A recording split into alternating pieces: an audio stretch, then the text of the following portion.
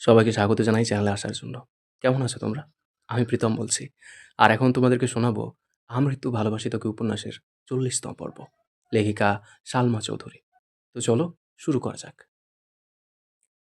আবিরের আর্তনাদ শুনে মেঘ আবিরের বুক থেকে মাথা উঠিয়ে বিস্মিত নয়নে আবিরের মুখের পানে তাকিয়েছে। পূর্ণিমার চাঁদের আলোতে মেঘের দুধে আলতা আদলে গাল বেয়ে গড়িয়ে পড়া পানির দাগগুলো মুক্তার ন্যায় চকচক করছে। মেঘের বিষণ্ণ চিত্তে নৈসর্গিক পুলক নিরূপণ হচ্ছে। উদ্বিগ্ন আদল মুহূর্তেই বদলে গেছে মনোমুগ্ধতায়। আবিরের অন্তরের মর্মভেদী প্রদাহে প্রতিনিয়ত বিধ্বস্ত হওয়া অবসন্ন ধৃষ্টতায় মুহূর্তেই স্তম্ভিত ফিরল। আবিরের অচঞ্চল চাহনি ছোট্ট মেঘের বুকের ভেতর আবদ্ধ হৃৎপিণ্ডটাকে ক্ষতবিক্ষত করে দিচ্ছে। মেঘের পিঠ থেকে হাত সরিয়ে আবির অতীব আত্মতায় মেঘের দু চোখ মুছে দিয়েছে। মেঘ তখনও ছোট্ট হাতের সর্বশক্তি দিয়ে আবিরকে জড়িয়ে ধরে আছে। আবির গালের পানি মুছে দুহাতে মেঘের দু গালে হাত রেখে নীরের দৃষ্টিতে তাকিয়ে পূর্বের ন্যায় আবারও জিজ্ঞেস করল, ম্যাম, আমাকে কি ৫টা মাস সময় দেওয়া যাবে? আবিরের আজ্ঞাসূচক প্রশ্ন শোনা মাত্র মেঘের চোখ থেকে এক ফোঁটা অশ্রু গাল পর্যন্ত নামতেই আবির নিজের বৃদ্ধাঙ্গুলের সহিত সেই গতি থামিয়ে দিয়ে মুখে গম্ভীর ভাব বজায় রেখে বলল, মাস বাদ দিলাম, মাত্র ১৫০ দিন হলেই চলবে। ঘুম ভাঙলেই ১৪৯ দিন চলবে। মেঘের মুগ্ধ চাহনিতে আবারও বিষাদ নেমেছে। বুকের ভেতর তীব্র অভিমান জমেছে। অভিমানী মুখখানা দেখে আবিরের বুকের যন্ত্রণা তীব্র হতে শুরু করেছে। গত দিনগুলোতে মেয়েটাকে অবহেলা করে নিজেকে যতটা শক্ত রাখার চেষ্টা করেছিল, সেই সব কিছু মুহূর্তেই পরিবর্তন হয়ে গেছে। আবির নিজেকে নিরুদ্ধ করতে আকাশের পানে তাকিয়ে দু চোখ বন্ধ করে সঙ্গোপনে দীর্ঘ নিঃশ্বাস ছাড়ল। হঠাৎ অনুভব করল আবিরের পিঠ থেকে মেঘের দু হাত সরে গেছে। আবির তৎক্ষণাৎ চোখ মেলল। ততক্ষণে মেঘের শরীর হেলে পড়ছে। আবির তড়িৎ বেগে মেঘকে দু হাতে আঁকড়ে ধরে আর্তনাদ করে উঠল, এই মেঘ, কি হয়েছে তোর? মেঘের নিস্তেজ দেহ আবিরের গায়ে পড়ে আছে। আবির অনর্গল ডাকছে, কিন্তু মেঘের হুঁশ নেই। মেঘকে কোলে নিয়ে সোফায় হেলান দিয়ে বসিয়ে দ্রুত পানি এনে মেঘের চোখে মুখে ছিটিয়ে দিচ্ছে আর অবিরত ডেকে যাচ্ছে। সকাল থেকে করা একের পর এক অনিয়ম, মনের বিরুদ্ধে সারা দিন উত্তপ্ত ক্ষিপ্ততায় নিজেকে প্রহত করার তীব্র প্রচেষ্টা, বুকের ভেতর কষ্ট চেপে রাখার উদ্যম, তার সঙ্গে অনাবশ্যক কান্নার ফলে মেঘের দেহ নিস্তেজ হয়ে পড়েছে। মিনিট দশেকের মধ্যে মেঘ পিট পিট করে চোখ মেলল। আবির ছাদের ফ্লোরে বসে মেঘের দুহাত আঁকড়ে ধরে আকুল কণ্ঠে ডেকেই যাচ্ছে। আবিরের বিধ্বস্ত চেহারা দেখে মেঘের বুকের ভেতরটা মোচড় দিয়ে উঠেছে। মনের অন্তরালে চলছে একের পর এক প্রশ্নের ছুটোছুটি, কিন্তু তার একটাও শ্বাসনালী পেরিয়ে মুখ পর্যন্ত আসতে পারছে না। আবির আকুল কণ্ঠে শুধালো, কি হয়েছে তোর?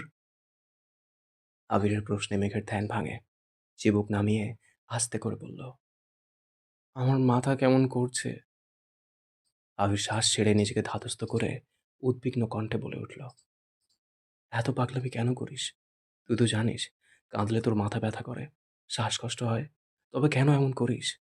নিজের প্রতি যত্নশীল কবে হবি? আবিরের আদর মাখা একের পর এক প্রশ্ন শুনে মেঘের অভিমানী মনে রাশি রাশি অভিমান ভর করছে। মুখটা আগের থেকেও বেশি চুপসে গেছে। মেঘ আবিরের দিকে তাকিয়ে উদাস ভঙ্গিতে বলল, আমি পৃথিবীর শ্রেষ্ঠ অনুৎকণ্ঠিত হব, নিজেকে প্রতিহত করে নিজেই আশাহত হব। আবির মলিন হেসে বলল, আমাকে জ্বালাতে তোর খুব ভালো লাগে, তাই না? মেঘ না চাইতেও ক্ষীণ হাসত, তবে হাসিটা পূর্বের ন্যায় প্রাণহীন। আবির ঠান্ডা কণ্ঠে হুমকি দিল, আমি যাওয়ার পর যদি কোনোভাবে শুনতে পারি যে তুই স্বইচ্ছায় নিজেকে নিজে আহত করেছিস, তাহলে এই আবিরকে আর পাবি না। চুপচাপ রুমে যা। মেঘ নিরাশ হয়ে বলল, আমি রুমে যাব না। আবির ফ্লোর থেকে উঠে ট্রাউজারের ধুলো ঝেড়ে ব্যস্ত ভঙ্গিতে জিজ্ঞেস করল, রুম পর্যন্ত দিয়ে আসতে হবে? মেঘ আকাশের পানে তাকিয়ে উষ্ণ স্বরে বলল, চাঁদটা খুব সুন্দর, তাই না? আবির আর চোখে চাঁদের পানে তাকিয়ে মুখের গম্ভীর ভাব সরিয়ে মেঘ স্বরে বলল, তোর থেকে বেশি না। মেঘ মলিন হেসে স্বাভাবিক কণ্ঠে বলল, যে অনলের উত্তাপে সদাই ঝলসে যাচ্ছি, সেই অনলে ঘি নাইবা ঢাললেন। আমি উন্মাদ হতে পারি, তবে বিবশ নয়। আবির মেঘের পাশে সোফায় বসে নিজের হাঁটুতে দুহাতের ভর ফেলে মাথা নিচু করে ফ্লোরের দিকে তাকিয়ে তপ্ত স্বরে বলে উঠল, এই জন্যই আমি বাসায় কিছু বলতে চাইনি। ভেবেছিলাম ওইখানে পৌঁছে ফোন করে জানাবো, কিন্তু আব্বু জানিয়ে দিয়ে সব কিছু এলোমেলো করে দিয়েছে।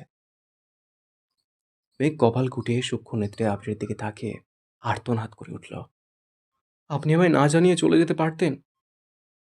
হয়তো। মেঘ দু হাতে আবিরের বাহু শক্ত করে ধরে আবিরের শক্তপোক্ত হিসেবে মাথা এলিয়ে মিনমিন করে বলে, আপনি বড্ড নিষ্ঠুর।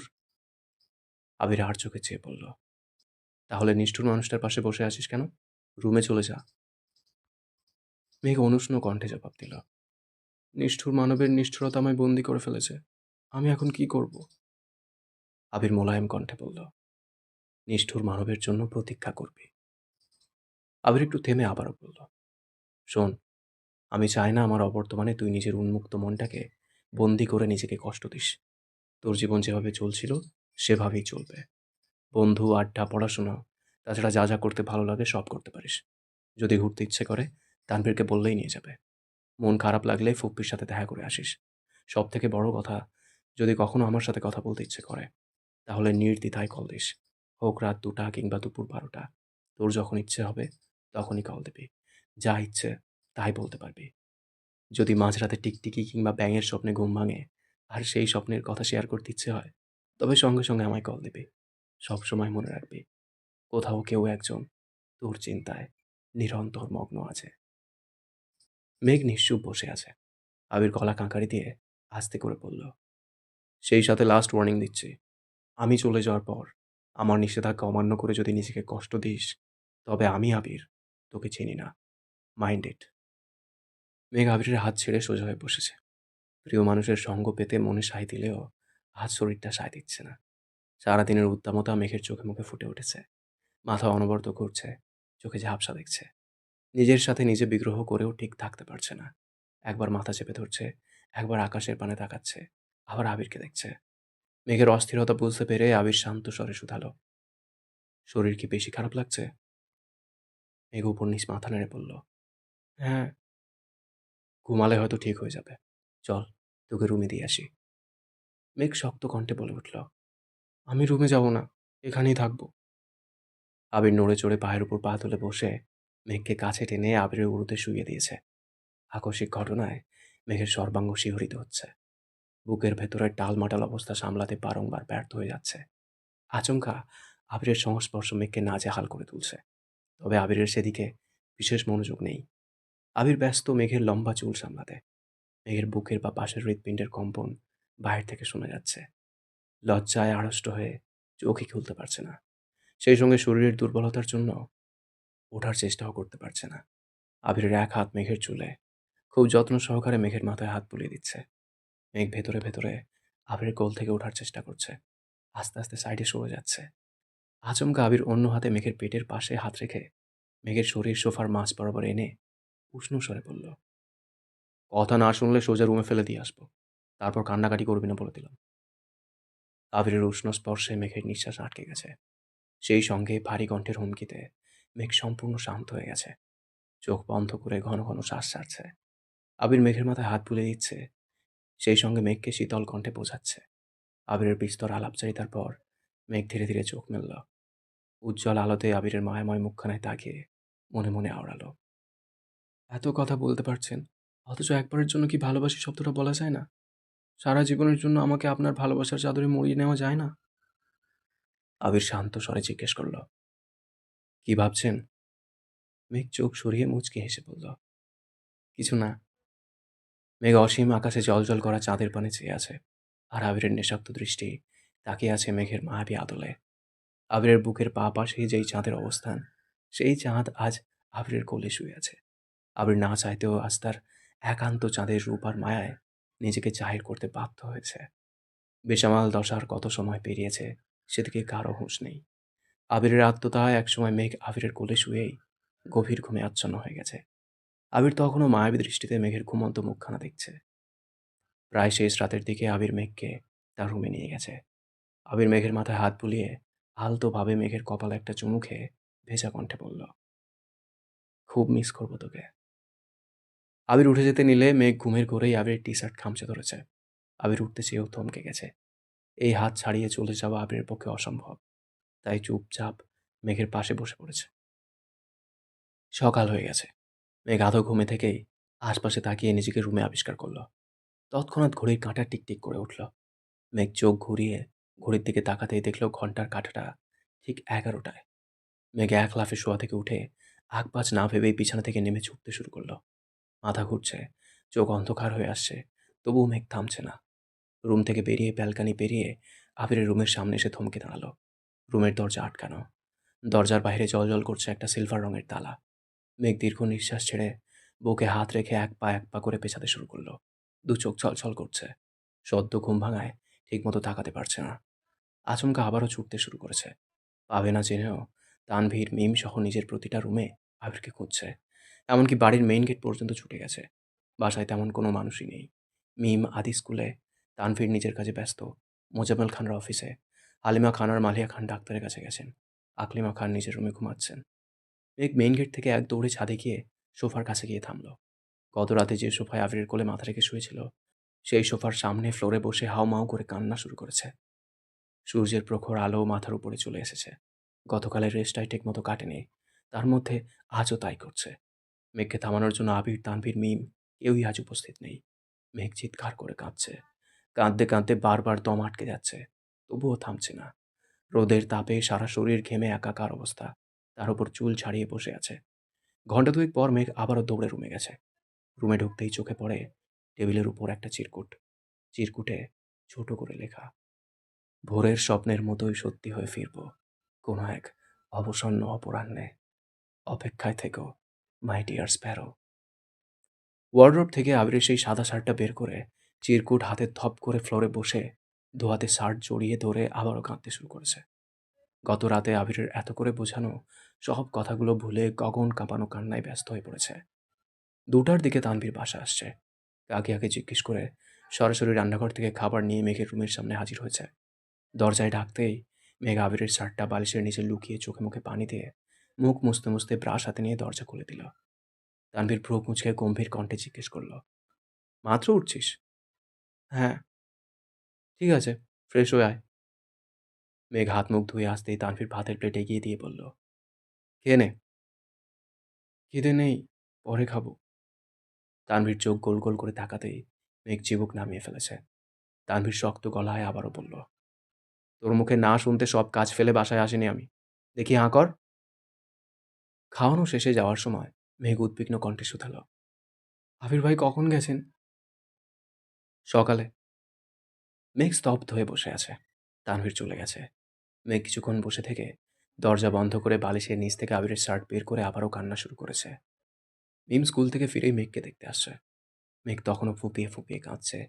প্রচণ্ড মাথা ব্যথায় মেঘের চেহারা ঘুটঘুটে অন্ধকার হয়ে গেছে। চোখ মেলে ঠিকমতো তাকাতেও পারছে না। মিমকে জড়িয়ে ধরে আবারও কাঁদতে শুরু করেছে। সেই 11টা থেকে চলছে মেঘের নিরবধি কান্না। কখনো বেশি, কখনো বা কম। ঘড়ির কাঁটা থমকে আছে সূর্যাস্তের পূর্ব মুহূর্তে। কিছু অনুভূতিহীন শব্দ এখনো বুকের ভেতর চাপা পড়ে আছে, যা কান্না রূপে প্রতিনিয়ত বুক খুঁড়ে বেরিয়ে আসছে। ব্যালকনির দেয়ালে পিঠ ঠেকিয়ে নীরের দৃষ্টিতে তাকিয়ে আছে দূর আকাশের পানে। দু চোখ রক্তাভ হয়ে আছে। শরীরের ভেতর ধীরে ধীরে বাসা বাঁধছে এক অজ্ঞাত অতুষ্টি। গতকাল থেকে আজ অবধি যে ঝড় মেঘের মনের উপর দিয়ে চলছে, তার কোনো অন্ত নেই। রাত পেরিয়ে সকাল হয়ে গেছে। আবির ঠিকঠাক মতো পৌঁছেই মেসেজ করে জানিয়েছে গভীর রাত ছিল বলে কাউকে কল দেয়নি। সকাল দিকে একের পর এক কল দিচ্ছে, কিন্তু বাসার কেউ কল রিসিভ করছে না। এমনকি তানভীরও কল রিসিভ করছে না। কিছুক্ষণের মধ্যেই আবিরের শরীর ঘামতে শুরু করেছে। বুকের ভেতর অজানা ভয় কাজ করছে। আগপাজ না ভেবেই কল দিল আলী আহমদ খানের নম্বরে। আলী আহমদ খান কল রিসিভ করে শান্ত স্বরে জিজ্ঞেস করলেন, কখন পৌঁছালে? সব কিছু ঠিকঠাক আছে? তুমি সুস্থ আছো? রাতে আসছি। জি, আলহামদুলিল্লাহ। কিন্তু বাসার কেউ আমার কল রিসিভ করছে না কেন? আলী আহমদ খান গম্ভীর কণ্ঠে জবাব দিলেন, বাসায় কেউ না থাকলে কল রিসিভ করবে কিভাবে? কোথায় গেছে সবাই? হাসপাতালে। আবির উদ্বিগ্ন কণ্ঠে বলল, কেন? কার কি হয়েছে? আলী আহমদ খান উদাস ভঙ্গিতে বললেন, গতকাল রাত থেকে মেঘমামুনির জ্বর, মাথা ব্যথা, এক পর্যায়ে প্রচণ্ড শ্বাসকষ্ট শুরু হয়েছে। তাই বাধ্য হয়ে রাত 2টার দিকে হাসপাতালে নিয়ে গেছে। বাসার সবাই এখনও হাসপাতালেই। অভিশঙ্কায় আবিরের আঁখি যুগল রক্তাভ হয়ে উঠেছে। উদ্বিগ্ন আদল বদলে মুহূর্তেই রুদ্রমূর্তি ধারণ করছে। বুকের ভেতর অবস্থিত হৃৎপিণ্ডটা ভয়ঙ্কর রকমে কাঁপছে। কপাল গুটিয়ে রুমের ছাদের দিকে তাকিয়ে সবটুকু শক্তি দিয়ে দীর্ঘ নিঃশ্বাস ছাড়ল। আবিরের রক্ষীপট ভিজে আসছে। আলী আহমদ খান কোমল কণ্ঠে বললেন, আমি আসার সময় দেখে আসছি ঘুমাচ্ছে, তুমি বরং তানভীরকে কল দাও। আবির আস্তে করে গলা খাঁকারি দিয়ে গম্ভীর কণ্ঠে বলল, ঠিক আছে, রাখছি। আবির কল কেটে সঙ্গে সঙ্গে তানভীর নাম্বারে কল দিল। আগেও বেশ কয়েকবার দিয়েছে, কিন্তু তানভীর কল রিসিভ করেনি। ভেতরের ক্রোধ আবিরের তামাটে চেহারায় স্পষ্ট ভেসে উঠছে। 3বারের মাথায় তানভীর কল রিসিভ করলো। তানভীর কিছু বলার আগেই আবির রাগান্বিত কণ্ঠে চেঁচিয়ে উঠল, তোরা দুই ভাই বোন কি শুরু করছিস? আবিরের রাগান্বিত কণ্ঠ শুনেই তানভীরের অন্তরাত্মা শুকিয়ে যাচ্ছে। ঢোক গিলে ভীতু গলায় বলল, সরি ভাইয়া, একটু ব্যস্ত ছিলাম। আবির পূর্বের ন্যায় আবারও বলে উঠল, কিসের ব্যস্ততা দেখাচ্ছিস? তোর বোন হাসপাতালে ভর্তি, এটা আমাকে জানানোর মতো সময় তোর নেই? এত ব্যস্ততা তোর? তানভীর ব্যস্ত ভঙ্গিতে জানতে চাইল, তোমাকে কে বলেছে? আবির ক্রোধে ফুঁসে উঠল, বিরক্তি নিয়ে বলল, বাহ, তার মানে তুই আমাকে জানাতেই চাইছিলি না? তানভীর আমতা আমতা করে বলতে শুরু করলো, বিষয়টা এমন না, তুমি এতটা জার্নি করে গেলে, ওই অবস্থায় রাতে তোমাকে জানালে তুমি শুধু শুধু দুশ্চিন্তা করতে, সেজন্য বলিনি। আবির গম্ভীর স্বরে বলল, ও আচ্ছা, তোর বোন অসুস্থ, এমনকি হাসপাতালে ভর্তি, এটা আমার জন্য খামোখা দুশ্চিন্তার বিষয়। খুব ভালো বলছিস। তানভীর খুব শান্ত গলায় বলল, ভাইয়া প্লিজ তুমি মাথাটা ঠান্ডা করো। বনুর শ্বাসকষ্ট এখন অনেকটাই কমেছে। মানসিক প্রেশার আর অতিরিক্ত কান্নাকাটি করায় এমনটা হয়েছে। ডাক্তার বলেছেন সিরিয়াস কিছু না, তবে। আবির হুঙ্কার দিয়ে উঠল, তবে কি? ডাক্তার আশঙ্কা করছেন এভাবে চলতে থাকলে বড় কোনো রোগের সম্ভাবনা আছে। আবির দীর্ঘ নিঃশ্বাস ছেড়ে রাশভারী কণ্ঠে বলে উঠল, তোরা দুই ভাই বোন মিলে আমায় খুন করে ফেললে আজ এই দিনটা দেখতে হতো না। তোর বোনকে এতটা সময় নিয়ে বুঝিয়েছি, বারবার ওয়ার্নিং দিয়েছি, অথচ তোর বোন আমার কথার কি প্রতিদান দিল? আসার আগে তোকে 100 বার বলেছি ওকে একা ছাড়িস না, ছাড়িস না। তারপরও তুই একা ছেড়ে দিলে। আব্বু চাচ্চুর মতো তোরাও প্রমাণ করে দিলি আমি মানুষটা অপরিচিত, আর আমার অভিপ্সাগুলো বড্ড ঠুনকো। তোদের আচরণে নিজেকে আমার পৃথিবীর শ্রেষ্ঠ অপকৃষ্ট মানব মনে হচ্ছে। যেখানে সামান্যতম মূল্য আমার নেই, সেখানে কথা বলা আমার শোভা পায় না। ভালো থাকিস, আর তোর বোনকে যত্নে রাখিস। আল্লাহ হাফেজ। এক আকাশসম অভিমান নিয়ে আবির কথাগুলো বলেছে। তানভীর কিছু বলার আগেই আবির কল কেটে দিয়েছে। কল ব্যাক করতে করতে আবির ফোন বন্ধ করে ফেলেছে। এদিকে মেঘের শরীরের অবস্থা এখনও অনেকটাই খারাপ। আবির যাতে দুশ্চিন্তা না করে, তার জন্য তানভীর ইচ্ছাকৃত কোনো কিছু বলতে চায়নি। অথচ তাই হলো। আবির, মেঘ আর তানভীর দুজনকেই ভুল বুঝে কল কেটে দিয়েছে। মেঘের এই সমস্যা ছোট থেকেই ছিল। বাসায় কোনো বিষয়ে খুব বেশি বকা খাওয়া কিংবা পরীক্ষার রেজাল্ট খারাপ হওয়া, ছোটবেলা আবিরের হাতে থাপ্পড় খাওয়ার পর সপ্তাহখানেক জ্বরে ভোগা, এগুলো হর হামেশাই হয়ে থাকে। কিন্তু ইদানিং তার সাথে যোগ হচ্ছে শ্বাসকষ্ট নামক এক গুরুতর সমস্যা। আবির কাছ থেকে রিয়াকে না দেখলেও রাকিবের মুখে বরাবরই রিয়ার অসুস্থতার কথা শুনে এসেছে। সেই আতঙ্কে মেঘকে সবসময় দূরে দূরে রাখতে চাইছে, কিন্তু মেঘের অপরিমেয় আত্মতা আর অনুরাগে ধীরে ধীরে নিজেকে জাহির করতে বাধ্য হয়েছে, যার ফলশ্রুতিতে আজ এই দিনটার মুখোমুখি হতে হয়েছে। তানভীর রুমে এসে মেঘের পাশে একটা চেয়ারে বসে অনুষ্ণ দৃষ্টিতে মেঘের ঘুমন্ত আদলে চেয়ে আছে। হালিমা খান মেঘের মাথায় অনবরত জলপট্টি দিচ্ছেন, মুখে অক্সিজেন মাস্ক লাগানো। মালিয়া খান হাতে পায়ে মালিশ করছেন। মোজাম্মেল খান কাছে একটা চেয়ারে চুপচাপ বসে আছেন। তানভীর মেঘের দিকে তাকিয়ে থেকেই মনে মনে বলল, চোখের সামনে বোনের স্বপ্নময় জীবনটাকে প্রতিনিয়ত ধ্বংস হতে দেখছি। হাসির আড়ালে কষ্ট লুকাতে দেখছি। এ অবস্থায় আমি তাকে ঠিক কী বলে সান্ত্বনা দিতাম?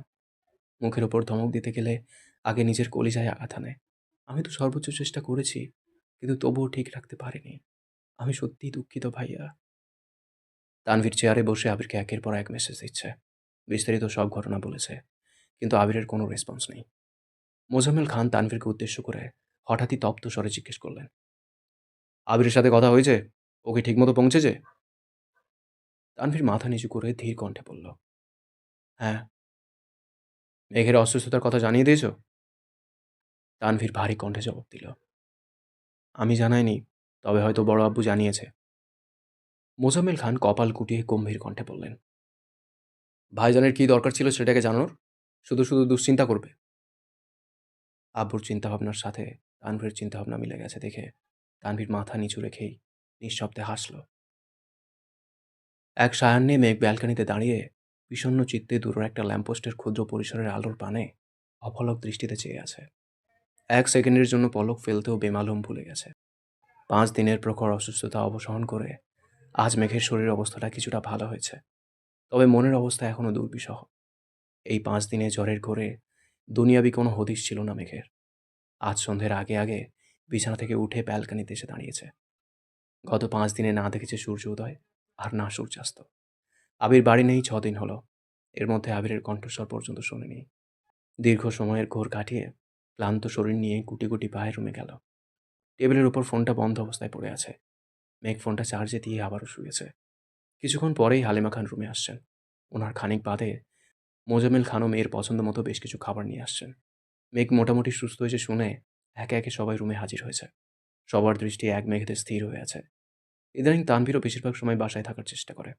মোজাম্মেল খান আহ্লাদী কণ্ঠে মেয়েকে একের পর এক খাবার সাধছেন। আলিমত খান টুকিটাকি কথা বলছেন। ওনাদের সঙ্গে মালিয়া খানও এটা সেটা বলছেন। হালিমা খান মেঘের মাথার পাশে বসে চুপচাপ মেয়ের মাথায় হাত বুলিয়ে দিচ্ছেন। তানভীর দরজার পাশে দেয়ালে পিঠ ঠেকিয়ে দাঁড়িয়ে আছে। গত কয়েকদিনে আবিরের মাথা ঠান্ডা করতে তানভীর সহ রাকিব, রাসেল, লিমনরা সবাই যতটা সম্ভব চেষ্টা করেছে। কিন্তু আবিরের রাগ কমার বদলে উল্টো বেড়েই চলেছে। তাদের একের পর এক আহ্লাদী কথা শুনে মেঘ মুগ্ধ নয়নে তাকিয়ে আছে। পুরো রাজ্যের কথার ভিড়ে কারো মুখে একবারের জন্য আবিরের নামটা উঠছে না। মেঘ সবাইকে এক নজর দেখে মলিন হেসে মনে মনে আওড়ালো, ওরা এমন কেমন বোঝে না, ওরা আসল কারণ খোঁজে না। মেঘের দু চোখ ছলছল করছে। চোখের কার্নিশ ঘেঁষে এক ফোঁটা অশ্রু কানের লতি বেরিয়ে গেছে। হালিমা খান উদ্বিগ্ন কণ্ঠে শুধালো, কাঁদছিস কেন?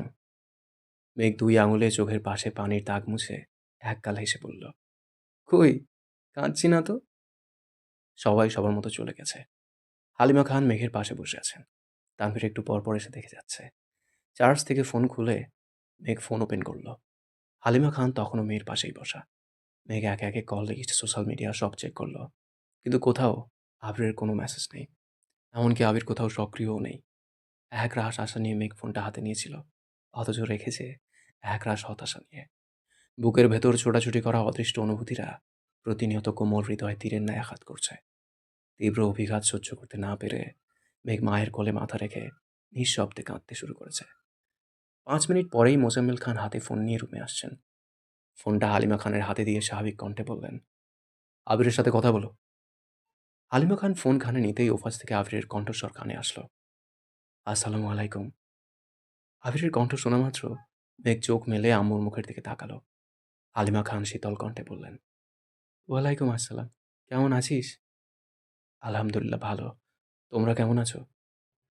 আমরা আর কেমন থাকবো? 5 দিন পর আজকে মেঘের একটু হুঁশ আসছে। এই মেয়েকে নিয়ে কি করব না করব কিছুই বুঝতে পারছি না। তোর কি অবস্থা? তোকে কল দিলে পাওয়া যায় না। ওখানে গিয়ে আমাদের কথা মনেই পড়ে না নাকি? আবির মৃদু স্বরে বলল, সবকিছু গোছাতে একটু সময় লাগছে। মেঘের ভেজা চোখের নীড়ের দৃষ্টি দেখে হালিমা খান মোলায়েম কণ্ঠে বললেন, মেঘের সাথে কথা বলবি? ফোন দিব ওকে? আবির ভারী কণ্ঠে বলল, এখন একটু ব্যস্ত আছি, পরে কথা বলবো, রাখছি, আল্লাহ হাফেজ। আবির সঙ্গে সঙ্গে কল কেটে দিয়েছে। মেঘ অবাক লোচনে আম্মুর মুখে পানি চেয়ে আছে। মোজাম্মেল খান স্বাভাবিক কণ্ঠে বললেন, মেয়েকে খাইয়ে দাও, ঔষধ খাওয়াতে হবে তো। হালিমা খান খাবার আনতে নিচে গেছেন। এই সুযোগে মেঘ ফোন হাতে নিয়ে আবিরের নাম্বারে কল দিল। 1-2বার নয়, টানা 6বার কল দিয়েছে, অথচ কল রিসিভ হচ্ছে না। আজ পর্যন্ত এমন ঘটনা কখনো হয়নি। আবিরের ফোন খোলা থাকলে আর ফোনের কাছে থাকলে মেঘের কল কখনো মিস হয় না, অথচ আজই তার ব্যতিক্রম ঘটছে। মেঘের বুকের ভেতর অজানা ভয় হানা দিচ্ছে। একটু পরেই বন্যা কল দিল। বন্যার সাথে 2-3 মিনিট কথা বলেছে। এর মধ্যে হালিমা খান খাবার নিয়ে চলে আসছেন। হালিমা খান স্বাভাবিক কণ্ঠে জিজ্ঞেস করলেন, কে কল দিয়েছে? বন্যা। ও, মেয়েটা ওই দিন তোকে দেখতে হাসপাতালে গিয়েছিল, কিন্তু তোর অবস্থা খারাপ ছিল, তাই হয়তো বুঝতেই পারিসনি। মেঘ উদাস ভঙ্গিতে জিজ্ঞেস করল, বন্যা হাসপাতালে গেছিল? হ্যাঁ, মেঘ আস্তে করে বলল। ও। মেঘ রাতে ঘুমানোর আগ পর্যন্ত বেশ কয়েকবার আবিরকে কল দিয়েছে। অনেকগুলো মেসেজও দিয়েছে, কিন্তু আবির মেসেজ কল কোনো কিছুতেই রেসপন্স করছে না। বন্যা ভার্সিটি থেকে বাসায় গিয়ে ফ্রেশ হয়ে অল্প খেয়েই মেঘকে দেখার জন্য বাসায় আসছে। মূলত তামিম মিষ্টিরা সবাই আসার কথা ছিল, কিন্তু তানভীরের ভয়ে ওরা আর সাহস করতে পারেনি। বন্যা কিছু ফল আর মেঘের পছন্দের টুকিটাকি জিনিসপত্র নিয়ে আসছে। আজ তানভীর আগে থেকেই বাসায় ছিল। বন্যা ঢুকতে দেখেই সোফা থেকে উঠে এগিয়ে এলো। বন্যা শান্ত স্বরে সালাম দিয়ে জিজ্ঞেস করলো, মেঘ কোথায়? তানভীর সালামের উত্তর দিয়ে আঙুল দিয়ে দেখিয়ে দিল। বন্যা উপরে চলে গেছে। বাসায় আজ তেমন মানুষজন নেই।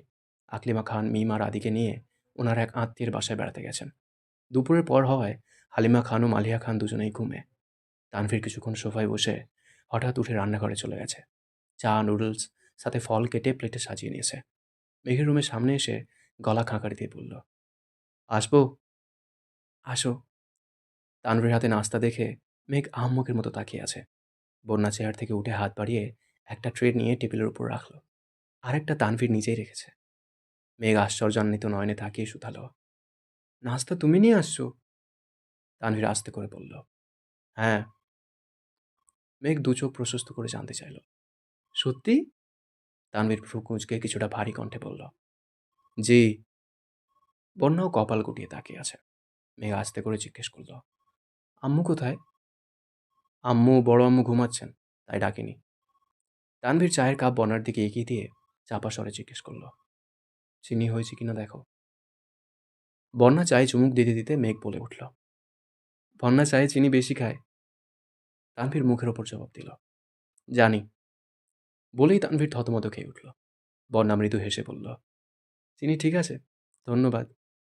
মেঘ তানভীরের দিকে সন্দেহের দৃষ্টিতে তাকিয়ে আছে। বন্যার সামনে কিছু জিজ্ঞেস করবে কিনা তাই ভাবছে। তানভীর মেঘের নজর খেয়াল করে ধীর কণ্ঠে বলল, আমি আসি। নাস্তা ভালো না লাগলে আমার কিছু করার নেই। আমি আন্তরিকভাবে দুঃখিত। আম্মু উঠলে আবার নাস্তা পাঠাবো না।